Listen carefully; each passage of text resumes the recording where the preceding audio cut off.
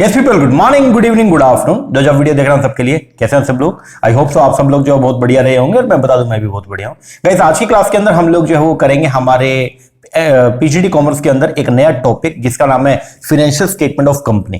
Financial statement of company का topic आज के इस वीडियो में हम लोग स्टार्ट करेंगे। एक्चुअल के अंदर ये टॉपिक तीनों के लिए मतलब पीजीटी के लिए भी इंपॉर्टेंट है, असिस्टेंट प्रोफेसर के लिए भी इंपॉर्टेंट है और जो अपना यूजीसी नेट है उसके लिए भी इंपॉर्टेंट है। ओके, तो इस टॉपिक को हम लोग जो है वो कवर करेंगे। लगभग 2 लेक्चर हम इसके ऊपर जो लगाएंगे और पूरा का पूरा जो अपना टॉपिक है फाइनेंशियल स्टेटमेंट ऑफ कंपनीज का, इसको हम लोग निपटाने का काम करेंगे। काफी बड़ा टॉपिक है। इसके अंदर हम लोग जो है वो क्या क्या पढ़ेंगे एक बार थोड़ा आपको मैं बता देता हूँ। फाइनेंशियल स्टेटमेंट के बारे में पहले पढ़ेंगे, सेक्शन 2 क्लॉज 40 के बारे में पढ़ेंगे। ठीक है, फाइनेंशियल ईयर क्या होता है, ठीक है, जो फाइनेंशियल स्टेटमेंट प्रिपेयर किए जाते हैं उनके ऑब्जेक्टिव क्या, कैरेक्टरिस्टिक क्या, ठीक है, फिर P&L अकाउंट का कैरेक्टरिस्टिक जो है वो क्या होता है और बैलेंस शीट का कैरेक्टरिस्टिक जो है वो क्या होता है, फाइनेंशियल स्टेटमेंट का नेचर जो है वो क्या। तो नेचर के बारे में हम 3 चीजें पढ़ते हैं। एक तो ये रिकॉर्डेड फैक्ट्स के ऊपर जो है वो बेस्ड होता है, दूसरा अकाउंटिंग कन्वेंशंस के ऊपर बेस्ड है और तीसरा पर्सनल जजमेंट भी इसके अंदर जो है वो क्या करती है, लाई करती है। ओके, इसके अलावा फिर शेड्यूल पढ़ेंगे दोनों का, पार्ट 1 पार्ट 2। पार्ट 1 के अंदर बैलेंस शीट का फॉर्मेट दिया हुआ है, मतलब शेड्यूल 3 के पार्ट 1 में बैलेंस शीट का फॉर्मेट है और शेड्यूल 3 के पार्ट 2 के अंदर आपका P&L अकाउंट का जो है वो फॉर्मेट मतलब स्टेटमेंट ऑफ P&L अकाउंट का फॉर्मेट दिया गया है। ये पूरा का पूरा टॉपिक हम लोग जो है वो कवर करेंगे। ठीक है, फिर कुछ बेसिक बातें ये हम पढ़ेंगे, एक्सप्लेनेशन पढ़ेंगे। इक्विटी और बैलेंस शीट की अगर बात करें तो बैलेंस शीट के अंदर एक तो है आपका इक्विटी एंड लायबिलिटी और एक है आपका एसेट्स का कॉलम। ठीक है, तो इक्विटी एंड लायबिलिटी के अंदर जो है वो टोटल मिला के 4 चीजें आती हैं, उनके बारे में पूरा डिटेल एक्सप्लेनेशन जो है वो करेंगे। फिर उसी तरीके से हम लोग जो है वो पढ़ेंगे हमारे लायबिलिटी के बारे में, जिसमें करंट लायबिलिटी और ये सब जो है ये सब टॉपिक आ जाएगा। इसके बाद फिर हम लोग जो है वो पढ़ेंगे हमारे एसेट्स के बारे में। ये सब चीजें हम लोग जो है वो अपने इस चैप्टर के अंदर जो है वो कवर करेंगे। ओके, काफी बड़ा टॉपिक है लेकिन इसको हम लोग लगभग 2 से 3 लेक्चर के अंदर जो है वो निपटा देंगे। ओके, फिर अपना ये P&L अकाउंट का जो है वो फॉर्मेट आ जाएगा पूरा का पूरा। फिर इसके बाद में इसके कुछ एक्सप्लेनेशन ये सब हम लोग जो है वो कवर करेंगे। ओके, अब क्वेश्चन ये है सबसे पहला तो कि सर ये होता क्या है, पहले ये बताओ फाइनेंशियल स्टेटमेंट ऑफ कंपनी जो है वो होता क्या है। देखो कुछ नहीं है, जो कंपनीज होती है ना हमारी, ठीक है, जो कंपनी फॉर्मेट है उसके फाइनेंशियल स्टेटमेंट्स को क्या करना, प्रिपेयर करना। ठीक है, या कंपनी के जो फाइनेंशियल स्टेटमेंट होता है उसी को बोलता है फाइनेंशियल स्टेटमेंट ऑफ कंपनी। ठीक है, अब आप कहोगे सर ये मतलब समझ नहीं आया। देखो हर साल क्या होता है, ध्यान देना, आप कंपनी की बात करेंगे थोड़ा सा। ठीक है, पढ़ना शुरू करते हैं। पहले आपको थोड़ा बेस बताता हूं मैं। देखिए हर कंपनी का फाइनेंशियल ईयर जो है वो एंड होता है और वो कब एंड होता है, स्टार्ट कब होता है, 1/4। जैसे मान लो अब ये एक फाइनेंशियल ईयर है वो स्टार्ट हुआ 1/4/2023 से। ठीक है, 1/4/2023 को एक कंपनी का, मान लो कोई कंपनी है जिसका नाम है ए लिमिटेड, इस कंपनी का फाइनेंशियल ईयर जो है वो स्टार्ट हुआ 1/4/2023 को और ये एंड कब होगा, सर ये एंड होगा 31/3/2024 को। तो 31 मार्च 2024 को ये फाइनेंशियल ईयर क्या हो गया, एंड हो गया। तो मतलब ये कंपनी का एक फाइनेंशियल ईयर था जो था आपका 23-24। जब ये फाइनेंशियल ईयर कंपनी का एंड हुआ तो इस पूरे साल में कंपनी ने क्या कुछ किया उस सब का रिकॉर्ड कंपनी जो है वो क्या करेगी, मेंटेन करेगी और कंपनी 31/3/2024 को यहां पे अपने फाइनेंशियल स्टेटमेंट्स को जो है वो क्या करती है, प्रिपेयर करेगी। ठीक है, ये जो 31/3 है इसी को बोलते हैं हम लोग क्या, बैलेंस शीट डेट। क्या बोलते हैं, बैलेंस शीट डेट। तो कंपनी ने जो है वो काम करना स्टार्ट किया था और कंपनी का काम जो है वो शुरू हुआ 1/4/2023 से और ये एंड हुआ फाइनेंशियल ईयर कब, 31/3/2024 को। और इस पूरे के पूरे फाइनेंशियल ईयर के अंदर कंपनी ने जो है जो भी काम किया, जो भी फाइनेंशियल एक्टिविटी परफॉर्म करी है, उन सब का लेखा जोखा जो है उन सब का रिकॉर्ड जो है वो मेंटेन किया जाएगा कब, बैलेंस शीट डेट पे। और बैलेंस शीट डेट जो है वो क्या है आपका 31/3/2024 को। तो यहां पे हम लोग जो है वो क्या करेंगे, फाइनेंशियल स्टेटमेंट को जो है वो प्रिपेयर करने का काम करेंगे। अब यहां पे आपने फाइनेंशियल स्टेटमेंट प्रिपेयर किया। अब ये ऐसा क्यों करते हैं, क्योंकि देखो आपको मालूम है कंपनी की अगर हम बात करें तो कंपनी के अंदर एज यू नो कि कंपनी के जो ओनर है और कंपनी के जो मैनेजर है ये दोनों एक ही पर्सन होते हैं, अलग अलग है। सर कंपनी के सेपरेट लीगल एंटिटी होती है, इसका मतलब कंपनी और कंपनी के ओनर दोनों जो है सेपरेट सेपरेट है। इसका मतलब ये है कंपनी के मालिक जो है, जिसको जनरली हम लोग क्या बोलते हैं, शेयर होल्डर, ये लोग हैं जो कंपनी को स्टार्ट कर कंपनी में पैसा लगाते हैं। और कंपनी को चलाने का जो जिम्मा है वो है मैनेजरियल स्टाफ का, जिसको जनरली बोल देते हैं हम लोग क्या, BOD, बोले तो बोर्ड ऑफ डायरेक्टर। तो कंपनी में पैसा लगाने वाले लोग अलग है और कंपनी को चलाने वाले लोग जो है वो क्या, अलग है। अब कंपनी को कौन चला रहा है, बोर्ड चला रहा है। कौन चला रहा है, बोर्ड, बीओडी बोले तो बोर्ड ऑफ डायरेक्टर। अब ये कंपनी को चला रहे हैं। अब इन्होंने पूरे साल में क्या कुछ किया, ध्यान दीजिएगा, इन्होंने पूरे साल में क्या कुछ किया, मतलब ये जो हमारी कंपनी है जिसका नाम ए लिमिटेड था, तो ए लिमिटेड ने पूरे साल में क्या कुछ किया, उस सबका रिकॉर्ड जो है अपने को बताना पड़ेगा। किसको? ओनर को। किसको बताना पड़ेगा? ओनर को। और ओनर को बताने के लिए हम लोग जो है वो ओनर की एक जनरल मीटिंग करते हैं जिसको बोलते हैं एजीएम। ओनर की एक मीटिंग की जाएगी, इसको बोलेंगे एजीएम, एनुअल जनरल मीटिंग। अब ध्यान दीजिएगा, बहुत इंपॉर्टेंट बातें मैं बता रहा हूं आपको कि देखो कंपनी फॉर्मेट की अगर देखो बिजनेस आप कैसे कैसे कर सकते हो, आप सोल प्रोप्राइटरशिप पे भी कर सकते हो, कंपनी भी बना सकते हो, सोसाइटी भी बना सकते हो, आप अगर चाहो तो पार्टनरशिप फॉर्म भी बना सकते हो, एचयूएफ के थ्रू भी आप काम कर सकते हो, एओपी भी बना सकते हो, बीओआई भी बना सकते हो। बहुत सारे आपके पास में जो है वो मोड अवेलेबल है बिजनेस को शुरू करने के लिए। तो जो एक बिजनेस एंटरप्राइज अगर आपने स्टार्ट करनी है, बहुत सारे मोड अवेलेबल है। उनमें से अगर हम बात करते हैं कंपनी फॉर्मेट का, तो कंपनी एक ऐसा फॉर्मेट है जिसके अंदर पैसा लगाने वाले लोग जो है वो अलग होते हैं और कंपनी एक ऐसा फॉर्मेट है जिसमें काम करने वाले लोग जो है वो अलग है। तो ओनर जो ग्रुप है वो तो हो गया आपका शेयर होल्डर, और जो मैनेजरियल ग्रुप है वो हो गया जनरली कौन? आपका बोर्ड। तो कंपनी में जो वर्किंग करने वाले लोग हैं वो कौन है? वो है आपका बीओडी, बोलते बोर्ड ऑफ डायरेक्टर। अब बोर्ड ने पूरे साल में क्या कुछ किया, एक कंपनी ने कैसा परफॉर्मेंस दिया, तो उसके लिए बोर्ड जो है वो क्या करता है, एक मीटिंग जो है वो बुलाता है, कंपनी की जनरल मीटिंग बोलते हैं उसको, और उसको बोला जाएगा क्या? AGM, annual general meeting. ठीक है। अब जब एजीएम बुलाई जाती है तो उस एजीएम के अंदर बेसिकली ये जो मैनेजर होता है ना, ये क्या करता है इस एजीएम में, ध्यान देना, इस एजीएम में जनरली 4 काम किए जाते हैं जिसको बोलते हैं ऑर्डिनरी बिजनेस। क्या बोलते हैं? Ordinary business. और इस जनरल मीटिंग में कुछ स्पेशल काम भी किए जाते हैं जिसको बोलते हैं स्पेशल बिजनेस। ध्यान देना, जो आपकी मीटिंग होती है, जो आपकी एनुअल जनरल मीटिंग होती है, उसके अंदर जो भी काम किए जाते हैं उनको बोला जाता है बिजनेस। इस मीटिंग के अंदर 4 काम जो है वो किए जाते हैं, जो 4 काम है उनको बोलते हैं ऑर्डिनरी बिजनेस। ये जो ऑर्डिनरी बिजनेस है, मतलब ये काम के अलावा बाकी जो भी है वो सब क्या बनेगा? Special business. ये 4 काम जो है, इनमें से एक काम होता है क्या? फाइनेंशियल स्टेटमेंट को प्रेजेंट करना। क्या करना? प्रेजेंट करना। यहां पे फाइनेंशियल स्टेटमेंट को हम लोग जो है वो हमारे शेयर होल्डर के सामने क्या करते हैं? प्रेजेंट करते हैं। इसके अलावा और जो काम है डिविडेंड डिक्लेयर करना। इसके अलावा एक और काम जो है वो है आपका डायरेक्टर का अपॉइंटमेंट करना, और एक और काम जो होता है वो है आपका क्या? ऑडिटर का अपॉइंटमेंट करना। तो टोटल मिला के 4 काम है। पहला काम तो हो गया फाइनेंशियल स्टेटमेंट को प्रेजेंट करेंगे। ठीक है, फाइनेंशियल स्टेटमेंट को हम लोग जो है वो क्या करेंगे? प्रेजेंट करेंगे अपने शेयर होल्डर के सामने। साथ में डायरेक्टर रिपोर्ट और ऑडिटर रिपोर्ट, डायरेक्टर की रिपोर्ट भी जाएगी और ऑडिटर का रिपोर्ट भी जाएगा। दूसरा जो काम है वो है आपका डिविडेंड को डिक्लेयर करना। तीसरा जो काम होता है वो है ऑडिटर का अपॉइंटमेंट करना, और जो चौथा काम है वो है क्या? डायरेक्टर का अपॉइंटमेंट करना। ये टोटल मिला के 4 काम जो है वो किए जाते हैं किसमें? एनुअल जनरल मीटिंग में। किसमें? एजीएम में, एनुअल जनरल मीटिंग में। और एजीएम के अंदर ये जो 4 काम किए जाते हैं, इन 4 काम को बोला जाता है क्या? Ordinary business. क्या बोलते हैं? Ordinary business. और इन 4 काम के अलावा जो भी काम होते हैं ना, उसको बोला जाता है क्या? Special business. कोई भी काम जो होगा ना उस सबको क्या बोला जाएगा? Special business. ठीक है। तो अब मैनेजर जो है वो कंपनी के जो मैनेजरियल स्टाफ है, बेसिकली कंपनी का जो बोर्ड है, वो साल खत्म होने के बाद में जो है वो क्या करेगा? सबसे पहले तो फाइनेंशियल स्टेटमेंट को प्रिपेयर करेगा, और फिर उन फाइनेंशियल स्टेटमेंट को शेयर होल्डर से अप्रूवल लेने के लिए, शेयर होल्डर के सामने प्रेजेंट करके और उनसे अप्रूवल लेने के लिए जो है एक मीटिंग को बुलाएगा, और मीटिंग को बोलते हैं हम लोग के एजीएम, एनुअल जनरल मीटिंग बोलते हैं, हर साल होने वाली मीटिंग। ये meeting generally financial year and होने के 6 महीने के अंदर हो जानी चाहिए। तो आपका जो फाइनेंशियल ईयर है वो है आपका 31/3/2024 का एंड हुआ, तो यहां से 6 महीने, इधर से 6 मंथ्स, इधर से 6 महीने जो है वो कब होंगे? 31 मार्च के बाद अप्रैल, मई, जून, जुलाई, अगस्त, सितंबर। तो मतलब 30 सितंबर 2024 तक आपकी जो है वो ए लिमिटेड की एजीएम हो जाने चाहिए। जब यहां पे एजीएम होगी ना, तो इस एजीएम के अंदर यहां पे फाइनेंशियल स्टेटमेंट को क्या किया जाएगा? प्लेस किया जाएगा। यहां पे फाइनेंशियल स्टेटमेंट को क्या करेंगे? प्लेस करेंगे। हालांकि इससे पहले भी शेयर होल्डर को फाइनेंशियल स्टेटमेंट जो है वो दे दिए जाते हैं। जब हम एजीएम करते हैं तो एजीएम से पहले 21 दिन का, 21 डेज का हम लोग जो है वो नोटिस पीरियड जो है वो सर्व करते हैं।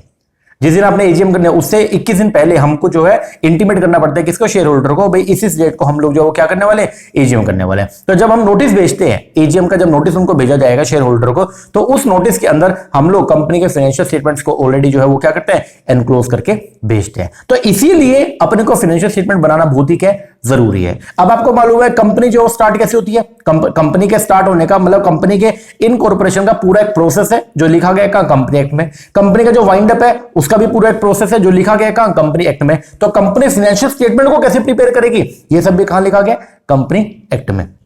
तो एक कंपनी जो है वो क्या करती है, कंपनी एक्ट के हिसाब से जो है अपने फाइनेंशियल स्टेटमेंट को प्रिपेयर करती है। और कंपनी एक्ट में फाइनेंशियल स्टेटमेंट को प्रिपेयर करने के लिए एक शेड्यूल दिया गया है जिसको बोलते हैं शेड्यूल थर्ड।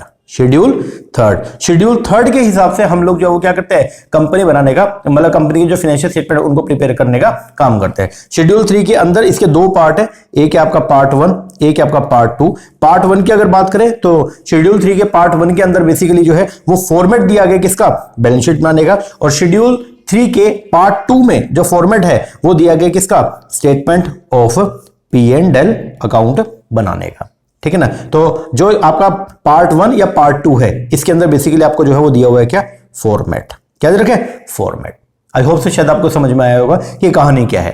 ठीक है। तो जब कंपनी का फाइनेंशियल ईयर एंड होता है तो हर कंपनी को अपना फाइनेंशियल ईयर एंड होने के 6 महीने के अंदर क्या करनी पड़ती है, एजीएम, एनुअल जनरल मीटिंग। उस एजीएम के अंदर कंपनी जो है वो क्या करती है, 4 काम करती है। उन 4 काम को बोलता है ऑर्डिनरी बिजनेस। इन 4 काम के अलावा जो भी काम करती है कंपनी फाइनेंशियल मतलब उस एजीएम के अंदर उसको बोला जाएगा क्या, स्पेशल बिजनेस। याद रखो। ओके।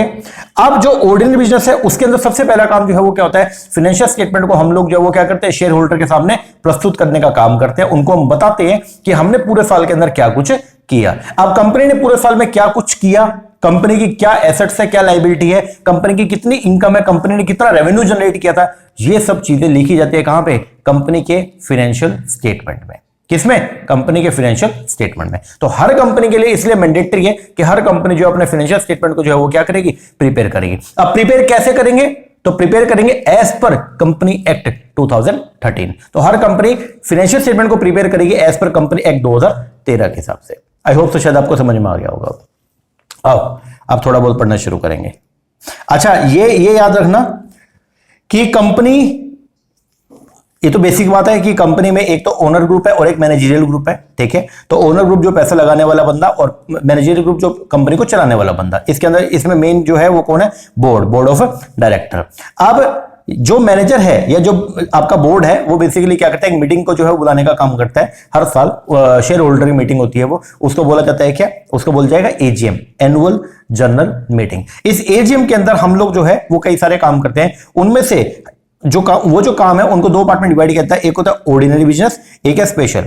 ऑर्डिनरी के अलावा जो कुछ भी होता है वो सब उनको स्पेशल बिजनेस की कैटेगरी के अंदर डाला जाएगा। ऑर्डिनरी बिजनेस के अंदर टोटल मिला के कितने काम आएंगे, 4। ऑर्डिनरी में टोटल कितने, 4। इन 4 के अलावा पहला, दूसरा, तीसरा, चौथा। पहला काम क्या, फाइनेंशियल स्टेटमेंट को प्रिपेयर करके और जो शेयर होल्डर उनके सामने पेश करना, ऑडिट रिपोर्ट को भी शेयर होल्डर के सामने पेश करना और डायरेक्टर रिपोर्ट को भी शेयर होल्डर के सामने क्या करना, पेश करना। ये पहला काम। दूसरा काम डिविडेंड डिक्लेयर करना। तीसरा काम ऑडिट रिपोर्ट जो डायरेक्टर्स हैं उनका अपॉइंटमेंट करना। और चौथा काम जो ऑडिटर है उसका अपॉइंटमेंट करना। ये 4 काम जो है ये है आपका ऑर्डिनरी बिजनेस। इन 4 काम के अलावा जो भी काम होता है वो सब क्या, स्पेशल बिजनेस है। वो क्या है, स्पेशल बिजनेस। तो अब पहला जो काम है वो क्या है, फाइनेंशियल स्टेटमेंट को प्रेजेंट करना। और फाइनेंशियल स्टेटमेंट प्रेजेंट तो आप तभी कर पाओगे अगर आपने फाइनेंशियल स्टेटमेंट को प्रिपेयर किया होगा। ओके, बोलो जी सर। चलो अब आओ, शायद आपको थोड़ा बहुत नॉलेज हो गया होगा। एक बार मैंने ओवरव्यू सब आपको बताया कि एजीएम की कहानी कूनी थोड़ी कैसे होती है। ठीक है, चलो अब आओ पढ़ना शुरू करेंगे थोड़ा। फाइनेंशियल स्टेटमेंट ऑफ कंपनी की हम यहां पे जो है वो बात करने वाले हैं। देखो, फाइनेंशियल स्टेटमेंट जो है वो क्या होता है, एंड प्रोडक्ट है। Financial statement are the end product of accounting process. ठीक है जी। They provide information about the profitability and the financial position of a business. तो जो आपका फाइनेंशियल स्टेटमेंट आप बनाते हो, ठीक है, जिसके अंदर बेसिकली मेन हम लोग क्या बोलते हैं, कंपनी के फाइनेंशियल स्टेटमेंट में जनरली 2 चीजें होती हैं। एक तो होता है क्या, एक तो होता है बैलेंस शीट और एक होती है क्या, स्टेटमेंट ऑफ P&L अकाउंट। ठीक है, मतलब प्रॉफिट एंड लॉस अकाउंट होता है। ठीक है, प्रॉफिट एंड लॉस से ये पता चलेगा कंपनी ने पूरे साल में कितना प्रॉफिट कमाया, जो अपने मेन काम की बात है। और जो बैलेंस शीट है उससे ये पता चलेगा कि इस डेट को, बैलेंस शीट डेट को, कंपनी की एसेट्स कितनी है और कंपनी की लायबिलिटी कितनी है, मतलब कंपनी की फाइनेंशियल पोजीशन अपने को जो है पता चलती है। ठीक है, तो फाइनेंशियल स्टेटमेंट बेसिकली क्या करती है, हमको कंपनी की पोजीशंस के बारे में बताने का काम करती है। ठीक है, तो फाइनेंशियल स्टेटमेंट जो होती है वो एंड रिजल्ट होता है। पूरे साल में हमने क्या कुछ किया उसका जो एंड रिजल्ट है, जो अंतिम लेखा जोखा है, वो सब कहां पे होगा, आपका फाइनेंशियल स्टेटमेंट में। तो क्या बोलते हैं, देखो बोलते हैं financial statement are the end product है of the accounting process. Accounting process आपको जो आप करते हो अकाउंटिंग प्रोसेस, जिसमें हम लोग सबसे पहले क्या करते हैं, जो भी फाइनेंशियल नेचर की ट्रांजैक्शन उसको आइडेंटिफाई करते हैं, फिर जर्नलाइजिंग, फिर लेजर, फिर उसका बैलेंसिंग, फिर ट्रायल बैलेंस, फिर आपका प्रॉफिट एंड लॉस अकाउंट और फिर आपका बैलेंस शीट। ठीक है, तो ये बोलते हैं इसका एंड प्रोडक्ट होता है। They provide information about the profitability and the financial position of a business. As per section 2 clause 40 of the company act, financial statement in relation to company include the following. जो company के financial statement है उसमें ये 5 चीजें होनी चाहिए। जो company का फाइनेंशियल स्टेटमेंट बनता है उनमें टोटल मिला के 5 चीजें होनी चाहिए। क्या क्या? सबसे पहला, एक तो होनी चाहिए बैलेंस शीट, एक होता है जिसमें स्टेटमेंट ऑफ P&L अकाउंट, एक होता है उसमें कैश फ्लो स्टेटमेंट, एक है statement of change in equity और एक है एक्सप्लेनेटरी नोट्स। टोटल मिला के ये यहां से क्वेश्चन बन सकता है कि कंपनी की जो फाइनेंशियल स्टेटमेंट होता है उसमें टोटल मिला के कितने आइटम होने चाहिए, तो उसके अंदर एज पर कंपनी टोटल मिला के 5 आइटम होने चाहिए। एक तो होना चाहिए बैलेंस शीट, एक होना चाहिए स्टेटमेंट ऑफ P&L अकाउंट, एक होना चाहिए कैश फ्लो स्टेटमेंट, एक होना चाहिए एक्सप्लेनेटरी नोट्स और एक जो है वो क्या होना चाहिए, statement of change in equity. तो 5 आइटम जो है वो आपके कंपनी के बैलेंस शीट के अंदर, मतलब कंपनी के फाइनेंशियल स्टेटमेंट में होने चाहिए। लेकिन जो छोटी कंपनी है, 1% कंपनी या स्मॉल कंपनी, उनको थोड़ा सा रिलैक्सेशन दिया और उनको ये बोल दिया कि आप लोगों को कैश फ्लो स्टेटमेंट प्रिपेयर करने का रिक्वायरमेंट नहीं है। तो बोलता है 1% कंपनी या स्मॉल कंपनी या dormant company, they are exempt, इनको एग्जेम्प्ट कर दिया from preparing the cash flow statement with their financial statement, कि आपको अपने फाइनेंशियल स्टेटमेंट में कैश फ्लो स्टेटमेंट मेंटेन करने की रिक्वायरमेंट नहीं है। अब फाइनेंशियल ईयर, हम लोग जो फाइनेंशियल ईयर है वो कौन सा जो है वो फॉलो करते हैं। देखो, एक होता है कैलेंडर ईयर।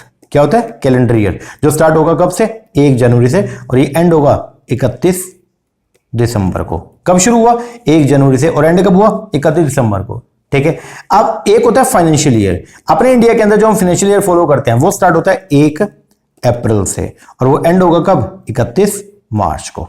ठीक है ना जी, और ये यूनिफॉर्म रहता है, लगभग हर एक कंपनी जो है वो इसी फाइनेंशियल ईयर को ही जो है वो क्या करती है, फॉलो करती है। तो क्या बोलते हैं, as per section 2 clause 41 of the company 2013, all company are required, हर कंपनी के लिए जरूरी है to have a uniform financial year, कि हर कंपनी जो है वो यूनिफॉर्म फाइनेंशियल ईयर मेंटेन जो है वो मेंटेन करेगी। Which shall be the period from the, जो कहां से स्टार्ट होगा, 1 अप्रैल से, और कब तक होगा, 31 March every year. Only company which are a holding और subsidiary of foreign company required to follow different financial year for the purpose of consolidation of its account outside India may apply to the tribunal for different financial year.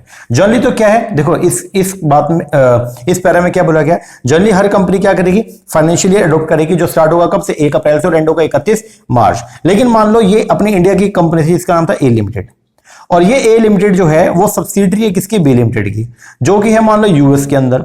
और US में जो financial year चलता है, मान लो example के तौर पे US का जो फाइनेंशियल ईयर है वो चलता है 1 जनवरी से लेकर के और 31 दिसंबर तक का। अब यहां पे ये कंपनी जो अपनी ए लिमिटेड है ये कहां पे है, इंडिया में।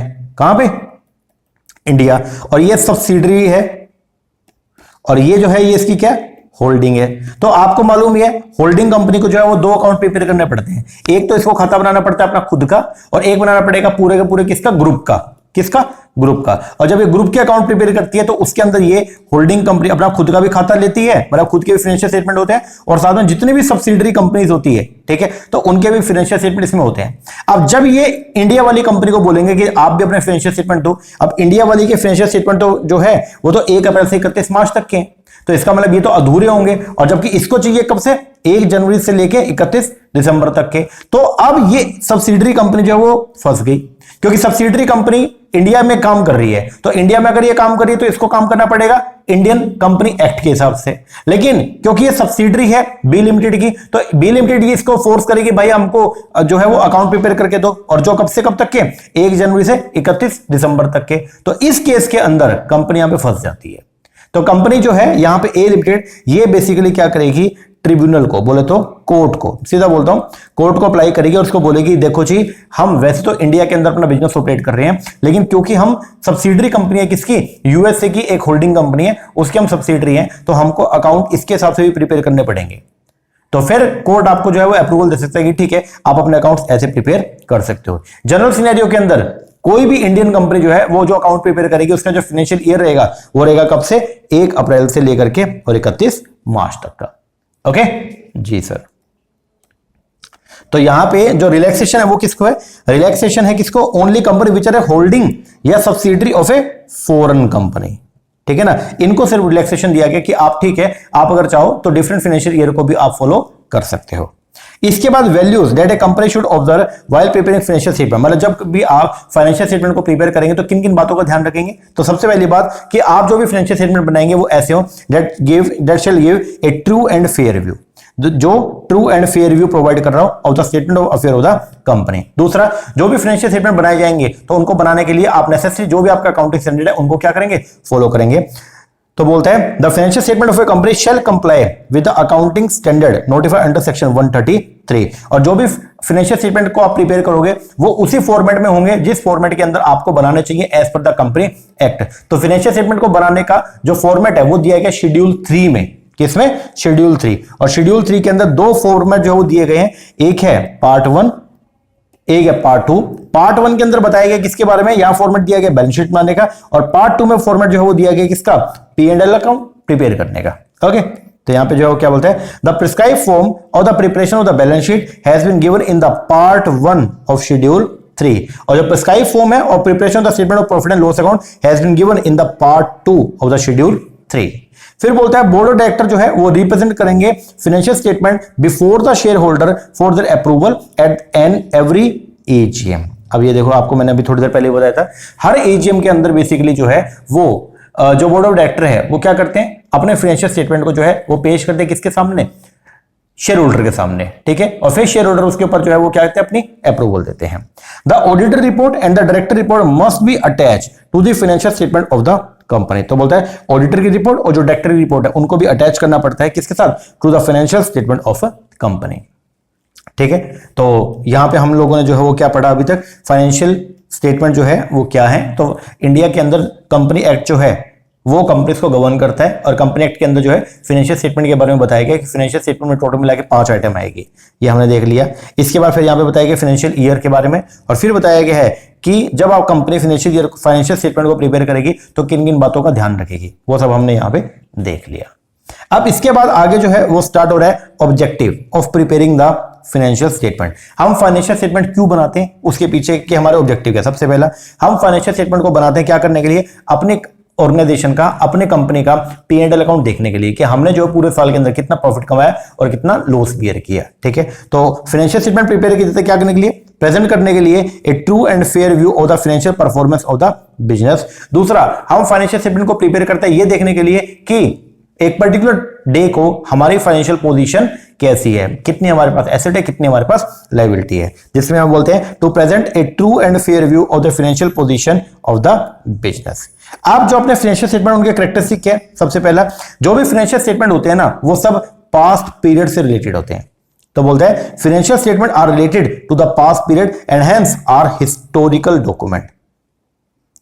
तो बोलता है जो फाइनेंशियल स्टेटमेंट है वो रिलेटेड है किससे, पास्ट पीरियड से, और ये क्या है, हिस्टोरिकल डॉक्यूमेंट है। दूसरा, they are express in terms of money, जो भी फाइनेंशियल स्टेटमेंट है इनको एक्सप्रेस किया जाता है किसमें, इन टर्म्स ऑफ मनी में। तीसरा, financial statement show profitability about the through statement of profit and loss and financial position through balance sheet. तो बोलता है फाइनेंशियल स्टेटमेंट जो है वो प्रॉफिटेबिलिटी भी शो करते हैं कैसे, P&L अकाउंट के थ्रू, और ये आपकी फाइनेंशियल पोजीशन भी शो करते हैं कैसे, बैलेंस शीट के माध्यम से। तो ये सब जो है वो कैरेक्टरिस्टिक है किसके, आपके फाइनेंशियल स्टेटमेंट के।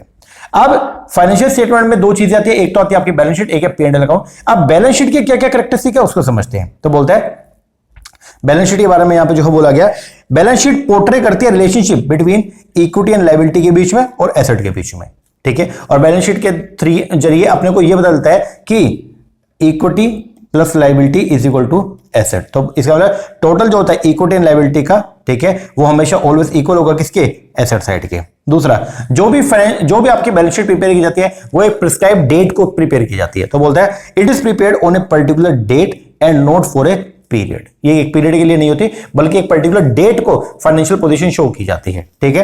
It is true only for the date on which it is prepare because even a single transaction would cause a change in the asset and liability. क्योंकि अगर आपने इसको जो है वो एक पीरियड का बता दिया तो फिर उसके अंदर तो बहुत दिक्कत आ जाएगी, ठीक है ना, आप फाइनेंशियल पोजीशन कभी भी शो नहीं कर पाओगे, ठीक है ना, क्योंकि एक पीरियड के अंदर बहुत सारे अलग अलग पॉइंट ऑफ टाइम है।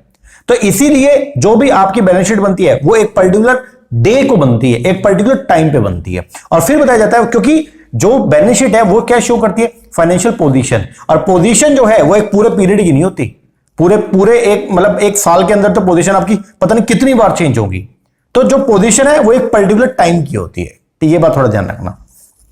दूसरा, it show the financial position of the business according to the going concern concept. जब कभी भी हम लोग बैलेंस शीट प्रिपेयर करते हैं तो हम हमेशा गोइंग कंसर्न कॉन्सेप्ट को जो है वो ध्यान में रख के ही बैलेंस शीट को बनाते हैं। हम ये मानते हैं कि बिजनेस लंबे समय तक चलता रहेगा, इसीलिए जो भी हम एसेट्स की रिकॉर्डिंग करते हैं वो उसकी हिस्टोरिकल वैल्यू पे करते हैं, ना कि रिलायजेबल वैल्यू पर। फिर it is not based on absolute fact, ये बात ध्यान रखना, जो भी आपकी बैलेंस शीट है वो एब्सोल्यूट फैक्ट के ऊपर बेस नहीं है। मतलब इसका मतलब ये हो गया, जो भी एब्सोल्यूट फैक्ट्स हैं सिर्फ उन्हीं को ही रिकॉर्ड नहीं किया जाता, उसके अलावा भी कई सारी बातें हैं। तो क्या बोलते हैं, it is not based on the absolute fact but is influenced by the accounting assumption and personal judgement. Personal judgement भी यहां पे बहुत बड़ा रोल जो है वो क्या करती है, प्रिपेयर करती है। ऐसा नहीं है कि एब्सोल्यूट फैक्ट मतलब जो बोलते हैं सिर्फ वही चीज होगी, नहीं। कई बार ऐसा होता है कोई एक एसेट है, उसके ऊपर एक जो अकाउंटेंट है वो तो डेप्रिसिएशन लगा रहा है रिटन डाउन वैल्यू मेथड के हिसाब से, और एक अकाउंटेंट जो है वो डेप्रिसिएशन लगा रहा है स्ट्रेट लाइन मेथड के हिसाब से। तो परसेप्शन का डिफरेंस आ गया, और परसेप्शन में चेंज आने की वजह से जो अकाउंटिंग स्टेटमेंट्स है वो भी क्या होंगी, डिफर होंगी। आगे फिर पी एंड एल अकाउंट के क्या कैरेक्टरिस्टिक है, सबसे पहला पी एंड एल अकाउंट के माध्यम से हम लोग जो वो क्या करते हैं, मैच करते हैं किसको, एक्सपेंसेस को एंड रेवेन्यू को। तो बोलते हैं it matches the revenue and expense of an enterprise for a particular period in order to determine the profit earn और loss suffer during the period. दूसरा, जो भी आपका statement of P and L account है इसको prepare किया जाता है फॉर ए पर्टिकुलर पीरियड के लिए and not on a particular date. तो पी एंड एल अकाउंट पूरे साल का होता है, ठीक है, एक पर्टिकुलर पीरियड का होता है, ना कि एक पर्टिकुलर डेट का होता है। दूसरा, it is prepared for the past period, ये भी किसका होता है, पास्ट पीरियड का, एंड हेंस ये भी क्या, हिस्टोरिकल डॉक्यूमेंट है। अब नेचर क्या है फाइनेंशियल स्टेटमेंट का, तो फाइनेंशियल स्टेटमेंट के नेचर की अगर बात करते हैं तो देखो हम यहां पे जो है वो क्या करते हैं, जो डेटा होता है वो एग्जिबिट करता है, ध्यान देना, data exhibit in the financial statement, जो भी डेटा शो किया जाता है फाइनेंशियल स्टेटमेंट में आर नॉट एब्सोल्यूट, ये एब्सोल्यूट फैक्ट नहीं होता, because they are affected by recorded fact, accounting convention and the personal judgement. तो बोलता है जो भी फाइनेंशियल स्टेटमेंट हमारे पास में होती है, जो भी डेटा फाइनेंशियल स्टेटमेंट के माध्यम से हमारे सामने आता है, ठीक है, वो एब्सोल्यूट फैक्ट नहीं है, बल्कि ये वो डेटा है जो अफेक्टेड होता है इन तीन चीजों से। सबसे पहला रिकॉर्डेड फैक्ट, फाइनेंशियल स्टेटमेंट में जो भी डेटा आप डालते हो ना वो सब क्या ऑलरेडी रिकॉर्ड किया हुआ होता है, ठीक है ना। तो क्या बोलते हैं, द टर्म रिकॉर्डेड फैक्ट का मतलब है दैट द डेटा जो यूज करते हैं for preparing the financial statement are drawn from accounting record. Data कहां से लेते हैं, अकाउंटिंग रिकॉर्ड से। एग्जांपल, अगर आपने कोई figure relating to cash in hand, cash at bank, trade receivable, cost of fix asset etcetera are recorded fact, तो ये सब क्या है, रिकॉर्डेड फैक्ट है। The financial statement do not include such fact which are not recorded. Financial statement में ऐसे किसी भी फैक्ट को लेकर हम जो है वो नहीं लाते जो ऑलरेडी रिकॉर्ड ना हो, जो रिकॉर्ड हो चुका है सिर्फ उसी फैक्ट को ही फाइनेंशियल स्टेटमेंट में हम लोग इंक्लूड करते हैं, ठीक है। चाहे वो मतलब ऐसे किसी भी फैक्ट को, चाहे वो कितना इंपोर्टेंट हो, उसको हम रिकॉर्ड नहीं करेंगे अगर वो ऑलरेडी रिकॉर्डेड नहीं है। तो the asset purchase at the different time and at different price are shown in the balance sheet at their actual cost. They are not shown in the balance sheet at the realizable value or replacement cost because as per the accounting record the cost price of the fixed asset is a recorded fact. ठीक है। दूसरा, accounting convention, जो भी हम financial statement को prepare करेंगे तो accounting convention को भी हम लोग जो वो क्या करते हैं, फॉलो करते हैं। तो बोलते हैं अकाउंटिंग कन्वेंशन का मतलब है कुछ fundamental accounting principle which have gain wide acceptance and which are follow while preparing the financial statement. For example, जैसे कंजर्वेटिज्म का कॉन्सेप्ट होता है जो क्या बोलता है कि फ्यूचर में होने वाले जो भी लॉसेस है उनकी रिकॉर्डिंग तो अभी कर लेना, और फ्यूचर में जो आपको इनकम मिलेंगी उनकी रिकॉर्डिंग तभी करना जब वो एक्चुअल के अंदर राइज हो जाए। तो क्या बोलता है, due to the convention of the conservatism provision is made in the books for the expected future loss but expected profit are ignore. उसी तरीके से द क्लोजिंग इन्वेंटरी की वैल्यूएशन जो है वो किस पे होगी, कॉस्ट पे या realisable value whichever is lower, ठीक है ना। इसका मतलब ये है कि जो एक्चुअल फाइनेंशियल पोजीशन है बिजनेस की वो बहुत अच्छी होगी किसके मुकाबले में, जो हमने फाइनेंशियल पोजीशन शो की गई है। तो बोलते हैं this means that the actual financial position of the business may be much better than the disclose by the financial statement. और तीसरा, पर्सनल जजमेंट, इसका भी हमारे फाइनेंशियल स्टेटमेंट पे इंपैक्ट पड़ता है। कैसे, even though certain accounting conventions are followed while preparing the financial statement, still personal judgment of the accountant play a decisive role in accounting. तो बोलते हैं हालांकि अकाउंटिंग कन्वेंशन जो अपने को फॉलो करनी पड़ती है जब हम फाइनेंशियल स्टेटमेंट को प्रिपेयर करते हैं, लेकिन उसके अलावा भी कुछ पर्सनल जजमेंट भी होती है जो हमको फॉलो करनी पड़ती है, जिसका अकाउंटेंट के मतलब डिसीजन मेकिंग में इंपैक्ट पड़ता है। एग्जांपल, जैसे अकाउंटेंट हैज टू डिसाइड, अब अकाउंटेंट को यहां पे डिसाइड करना पड़ता है कि whether asset is to be depreciate on the straight line method या डब्ल्यूडीवी मेथड। अकाउंटेंट डिसाइड करेगा कि एसेट का जो डेप्रिसिएशन है वो स्टेटमेंट के हिसाब से करें या डब्ल्यूडीवी के हिसाब से करें या किसी अदर मेथड यूज करें। He is to apply his personal judgement, यहां पे उसको अपने खुद के पर्सनल जजमेंट जो लगानी पड़ती है डिसाइड करने में the rate of depreciation also. उसी तरीके से through the inventory is value at cost, हम मानते हैं कि इन्वेंट्री का वैल्यूएशन कैसे होता है, कॉस्ट पे या realisable value whichever is less, but there are number of method for valuing the inventory at cost. ठीक है, अब कॉस्ट पे वैल्यूएशन करने के भी कई सारे मेथड है, लीफो मेथड है, फीफो मेथड है, एवरेज कॉस्ट मेथड है, स्टैंडर्ड कॉस्ट मेथड है। इन सबके हिसाब से जो अकाउंटिंग जो वैल्यूएशन आएगी इन्वेंट्री की वो क्या आएगी, डिफर आएगी। Accountant can choose any of these method, accountant चाहे तो इनमें से किसी मेथड को जो है वो सिलेक्ट कर सकता है। Similarly accountant has to exercise his personal judgement in respect of the rate of provision for doubtful debt, period of right of the intangible asset, classification of expenditure into capital and revenue। इन सब cases में भी जो accountant है वो अपनी personal judgement को जो है लगाने का काम करता है। ठीक है ना, तो इसलिए हम ये बोलते हैं कि अगर बात करें नेचर ऑफ फाइनेंशियल स्टेटमेंट का, तो बोलते हैं जो डेटा एग्जिबिट किया जाता है फाइनेंशियल स्टेटमेंट में वो एब्सोल्यूट फैक्ट नहीं है, they are not the absolute fact, बल्कि वो जो डेटा आपको शो किया गया वो अफेक्टेड होता है किससे, इन सब चीजों से, किससे, रिकॉर्डेड फैक्ट से, अकाउंटिंग कन्वेंशन से एंड पर्सनल जजमेंट से। चलो जी आगे बढ़ते हैं।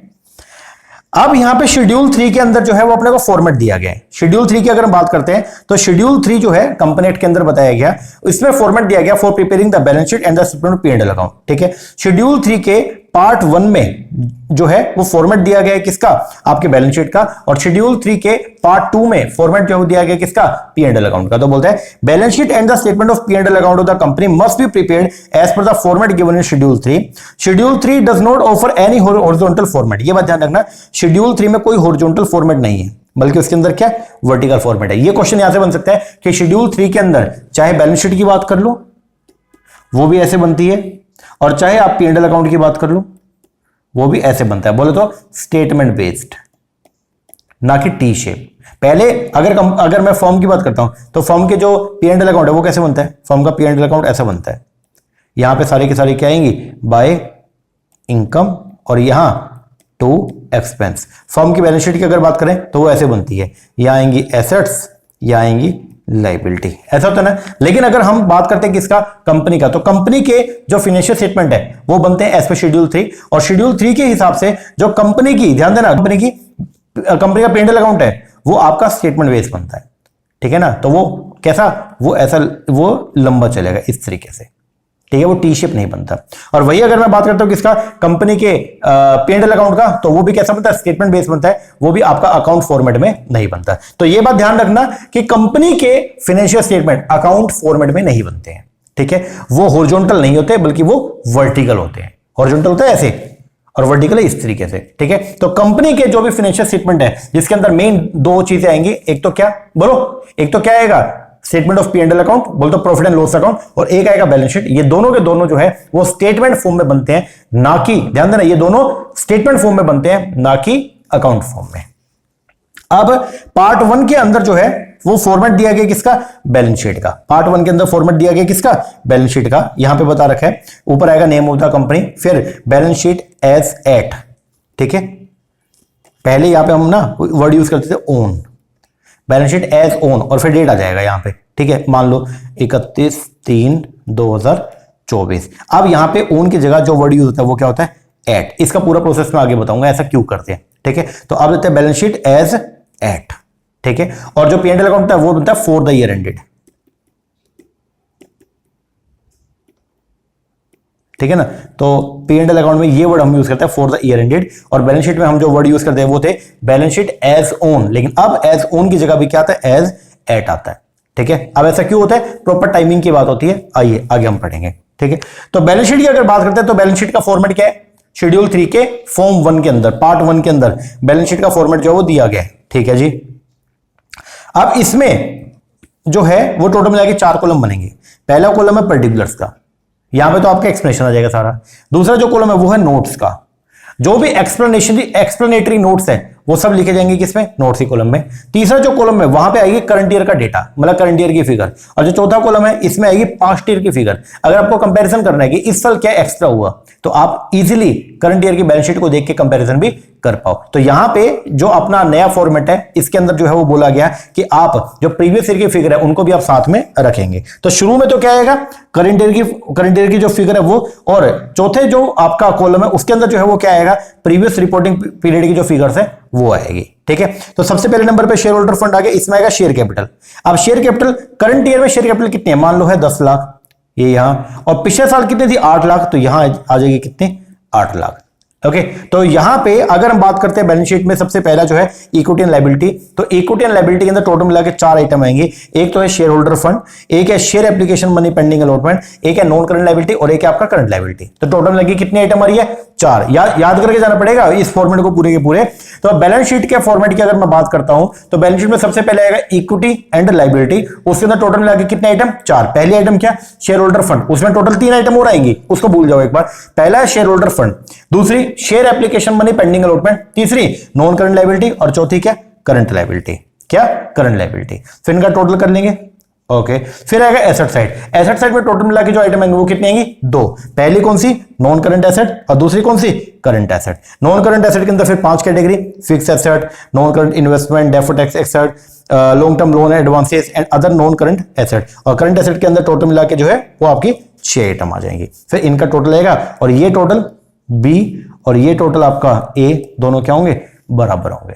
ओके जी, तो ये पूरा का पूरा एक फॉर्मेट है। इसी फॉर्मेट में सभी जो कंपनीज है वो अपने बैलेंस शीट को क्या करती हैं, प्रिपेयर करती हैं। तो हर कंपनी अपने बैलेंस शीट को प्रिपेयर करेगी एज पर शेड्यूल 3 के पार्ट 1 के हिसाब से। फॉर्मेट जो है वो कहां दिया गया, पार्ट 1 में। शायद आपको समझ में आ गया होगा, इसको थोड़ा लर्न कर लेना एक बार। ठीक है, अब कुछ बेसिक बातें हैं। अच्छा, पहले डिफरेंस बता रखा है कंपनी की बैलेंस शीट में और फर्म की बैलेंस शीट में क्या डिफरेंस है। सबसे पहला फॉर्मेट एंड कंटेंट। कंपनी की जो, अच्छा ये ध्यान रखना, कंपनी की बैलेंस शीट कैसे बनती है, स्टेटमेंट वाइज। कंपनी की जो बैलेंस शीट है वो कैसे बनती है, स्टेटमेंट बेस्ड। ऐसी पूरा यहां ऐसे ऐसे डेटा चलता रहेगा, और यहां क्या आएंगे, फिगर आएंगे। और जो फर्म की बैलेंस शीट है वो बनती है टी शेप। ठीक है, तो यहां पे इधर भी अमाउंट आएगा, इधर भी अमाउंट आएगा, यहां पर्टिकुलर, यहां पर्टिकुलर। ओके, तो ये बात थोड़ा ध्यान रखना। अब एक एक करके हम जो है पढ़ते हैं। सबसे पहला जो डिफरेंस है वो है फॉर्मेट का और कंटेंट का। तो बोलता है कंपनी की बैलेंस शीट की अगर बात करें तो बोलता है कंपनी की बैलेंस शीट में format and content of the company balance sheet must be in accordance with schedule 3। जो फॉर्मेट है वो शेड्यूल 3 के पार्ट 1 के हिसाब से होता है। ठीक है, वही अगर फर्म की बैलेंस शीट की बात करें तो उसके लिए कोई भी स्पेसिफिक रिक्वायरमेंट नहीं है, कोई भी फॉर्मेट जो वो नहीं दिया गया। There is no such format prescribe content for the balance sheet of the firm. दूसरा, figure of the previous year. Company की बैलेंस शीट में पिछले साल की फिगर को भी आपको दिखाना पड़ता है, लेकिन फर्म की बैलेंस शीट में ऐसा करना जरूरी नहीं है। तो बोलते हैं figure of the previous year must also be given against each figure of the current year. लेकिन अगर बात करेंगे इसका फर्म का तो बोलता है figure of the previous year are not required in the balance sheet of the firm. दूसरा, order of permanency or liquidity. मतलब हम जो है कंपनी की जब बैलेंस शीट बनाते हैं तो हमेशा गोइंग कंसर्न के बेस पर बनाते हैं, बोलते हैं परमानेंसी के बेस पर बनाएंगे। लेकिन जो फर्म की जो बैलेंस शीट बनती है वो लिक्विडिटी के बेस पर भी बन सकती है। तो बोलते हैं company balance sheet is prepared in order of permanency. ठीक है, जो परमानेंट है वो पहले आएगा और जो नॉन परमानेंट है वो बाद में। मतलब जो फिक्स है वो पहले और जो करंट है वो बाद में। लेकिन फर्म के लिए ऐसा जरूरी नहीं है। तो बोलता है फर्म बैलेंस शीट में भी prepared in order of permanency or liquidity. तो दोनों में से किसी भी तरीके से बना सकते हो। मतलब कंपनी की जो बैलेंस शीट बनती है वो परमानेंस के बेस पर, इसका मतलब फिक्स्ड पहले और करंट बाद में, दोनों में देखो ऐसे किया है। एसेट की अगर बात करें तो पहले नॉन करंट एसेट आएगा, बोलो तो जो आपकी फिक्स्ड एसेट है ना, और करंट एसेट बाद में। और वही अगर लायबिलिटी की बात करें तो देखो पहले है शेयर होल्डर फंड, फिर non current liability long term, और फिर इसके बाद आएगी क्या, करंट लायबिलिटी, है ना जी। तो इसलिए बोलते हैं कि कंपनी की जो बैलेंस शीट है वो प्रिपेयर होती है in order of permanency. Permanency का मतलब जो परमानेंट चीज है वो पहले और जो टेम्परेरी वो बाद में। और लेकिन जो फर्म की बैलेंस शीट है उसके लिए ऐसा कोई भी चीज नहीं है, ऐसा कोई फॉर्मेट नहीं है। फिर वर्टिकल या हॉरिजॉन्टल। कंपनी की जो बैलेंस शीट है वो बनती है वर्टिकल फॉर्मेट में। Company balance sheet is prepared in vertical format बोले तो स्टेटमेंट बेस्ड, और जो फर्म की बैलेंस शीट है वो बनती है आपके हॉरिजॉन्टल फॉर्मेट में बोले तो टी शेप में। ओके जी सर। इसके बाद कुछ जनरल इंस्ट्रक्शन जो वो दी गई है बैलेंस शीट को प्रिपेयर करने की। सबसे पहले जो है वो क्या, एक एसेट को करंट एसेट कब बोलेंगे? तो एक एसेट को करंट एसेट तब बोलेंगे अगर वो तीन में से किसी भी एक कंडीशन को फुलफिल करती है। पहली कंडीशन क्या है? It is expected to be realise or intended for sale और consumption in the company normal operating cycle. अगर कोई करंट एसेट कैश में कन्वर्ट हो जाती है, किसमें? कंपनी के नॉर्मल ऑपरेटिंग साइकिल के बीच में। ऑपरेटिंग साइकिल जो है वो क्या होता है कि कितने समय के अंदर कंपनी का जो स्टॉक है बेसिकली वो कैश में कन्वर्ट होता है, फिर कैश दोबारा से स्टॉक में कन्वर्ट होता है। ये पूरी की पूरी जो साइकिल होती है इसको बोलते हैं हम लोग क्या? Operating cycle. ओके, तो कितने, अगर कोई एसेट नॉर्मल ऑपरेटिंग साइकिल, मान लो आपकी ऑपरेटिंग साइकिल एग्जांपल के तौर पे मान लो 15 महीने की है, तो अगर कोई एसेट 15 महीने के अंदर अंदर कैश में कन्वर्ट हो जाती है तो इसका मतलब वो एसेट कौन सी है? Current asset. दूसरी कंडीशन क्या है? अगर आपने उस एसेट को ट्रेडिंग पर्पस के लिए ले रखा है, बोले तो सेल परचेस करने के लिए रखा है, तो वो क्या? करंट एसेट है। या अगर आपकी एसेट 12 महीने के अंदर अंदर कैश में कन्वर्ट हो जाती है तो भी वो क्या? करंट एसेट है। तो ये तीन कंडीशन आपको दे रखी है। अगर आपकी एसेट इन तीन में से किसी भी एक क्राइटेरिया में फुलफिल होती है तो वो एसेट क्या हो जाएगी? Current asset. तो बोलता है an asset shall be classified as current. एक एसेट को करंट तब बोलेंगे when it satisfy any of the following criteria, जब वो इनमें से किसी भी क्राइटेरिया को सेटिस्फाई करती है। पहला, it is expected to be realise in और इंटेंडेड फॉर सेल और consumption in the company normal operating cycle. दूसरा, it is held primary for the purpose of being traded. और तीसरा, it is expected to be realise within 12 month after the reporting date. इसके अलावा जो भी asset होगी वो क्या होगी? नॉन करंट एसेट, बोलो तो फिक्स एसेट। ठीक है जी। ऑपरेटिंग साइकिल का मतलब बता रखा है। ऑपरेटिंग साइकिल का मतलब होता है the time taken between the acquisition of the asset for processing and the realization in cash or cash equivalent। तो वेयर, अगर नॉर्मल ऑपरेटिंग साइकिल अगर कहीं पे नहीं दे रखा तो हम 12 महीने का ऑपरेटिंग साइकिल लेकर चलते हैं। Where the normal operating cycle cannot be identify, it is assumed to have a duration of 12 month. तीसरा, लायबिलिटी, एक लायबिलिटी को करंट लायबिलिटी कब बोलेंगे? जब वो तीन में से किसी भी एक कंडीशन को पूरा करती है। पहली क्या? अगर वो लायबिलिटी कंपनी के नॉर्मल ऑपरेटिंग साइकिल, मान लो कंपनी का नॉर्मल ऑपरेटिंग साइकिल था 13 महीने का, अगर वो 13 महीने में ही पे हो जाएगी लायबिलिटी तो वो क्या? करंट लायबिलिटी है। दूसरा, अगर वो लायबिलिटी अराइज हुई है किसकी वजह से? ट्रेडिंग पर्पस की वजह से, तो वो करंट लायबिलिटी है। और तीसरा, अगर वो लायबिलिटी 12 महीने के अंदर अंदर ही रिलाइज हो जाएगी, इसका मतलब 12 महीने के अंदर अंदर आप उसकी पेमेंट कर दोगे, तो भी वो क्या?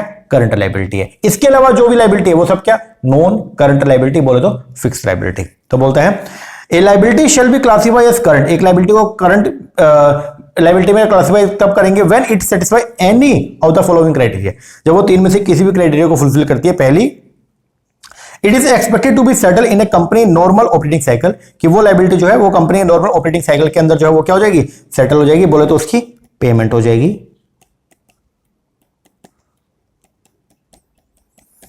दूसरा, it is held primary for the purpose of being traded. आपने उस लायबिलिटी को लिया किसके लिए? ट्रेडिंग पर्पस के लिए। और तीसरा, it is due to be settle within 12 month after the reporting date, कि हम जो है उसको सेटल करेंगे कितने महीने में? 12 महीने में। ठीक है, तो अगर मान लो इन तीन में से कोई भी एक कंडीशन सेटिस्फाई होती है तो वो लायबिलिटी क्या हो जाएगी? Current liability. इसके अलावा जो भी लायबिलिटी है वो क्या? Non current. All other liability shall be classified as non current.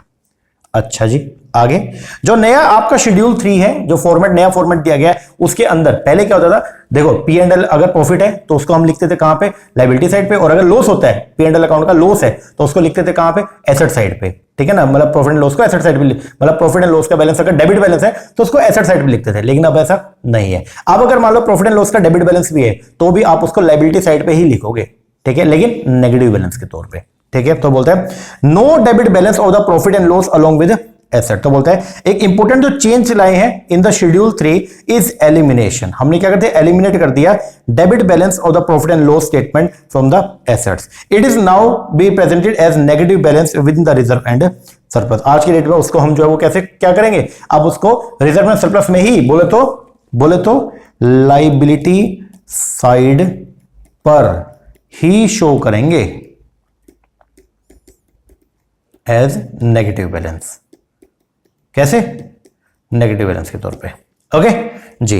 अब पहले क्या होता था? जो भी मिसलेनियस एक्सपेंडिचर थे, लाइक डिस्काउंट और लॉस ऑन इश्यू डिवेंचर, या अंडरराइटिंग कमीशन हो गया, या प्रीलिमिनरी एक्सपेंस हो गया, इसको हम लोग जो है वो पहले बैलेंस शीट के अंदर जो है वो शो करते थे एसेट साइड पे। लेकिन अब ऐसा नहीं है। जिस भी साल अगर आपके ये लॉस हुए उसी साल आप इनको जो है क्या करोगे? राइट ऑफ करोगे। ठीक है, कहां से राइट ऑफ करोगे? सिक्योरिटी प्रीमियम रिजर्व में से कर सकते हो, अगर पड़ा है तो।